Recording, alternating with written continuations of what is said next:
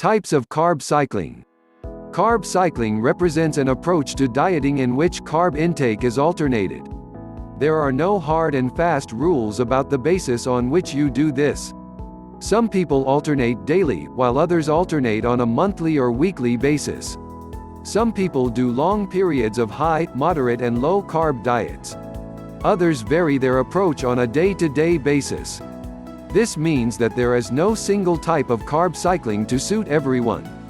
Everyone should program their carb intake. They can do this to suit a range of factors. These include your own body composition goals, your rest days and training days, your scheduled refeeds, whether you're attending a competition or special event, the type of training you're undertaking and its intensity, your body fat level. Some carb cycling approaches involve 2 days of low carbs followed by a day of high carbs. This pattern repeats. Another approach is to have 2 days of high carb intake followed by 2 days of moderate carbs. There will then be 3 days of low carbs before returning to the beginning of the cycle. Usually, the protein intake will remain similar between all days. Fat intake, meanwhile, will vary depending on the intake of carbohydrates. High carbohydrate days usually mean low fat. Low carb days mean high fat. Another approach involves adjusting your carb intake week on week. For example, you may eat a low-carb diet for 11 days in a row. You may then have high carbs for the following 3 days before returning to the beginning of the cycle. There is even a monthly adjustment approach. This involves eating low carbs for 4 weeks and then having a week of high carbs for the 5th week.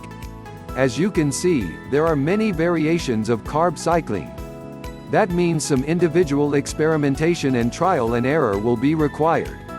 Over time, you'll eventually find the right formula to suit you. A quick overview of some of the most common carb cycling approaches is as follows: an infrequent, large refeed. This involves increasing carb intake every 1 to 2 weeks during a low-carb intake phase. Moderate frequent refeeds.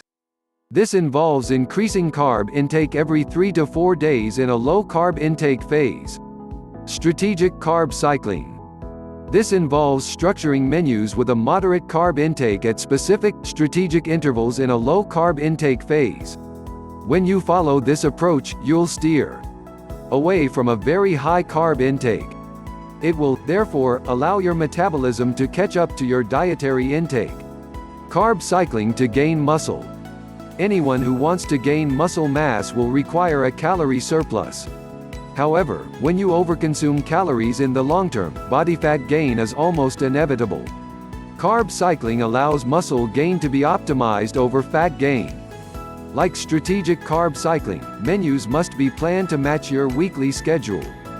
This will enable you to make a temporary surplus of calories to boost strength and lean mass gains.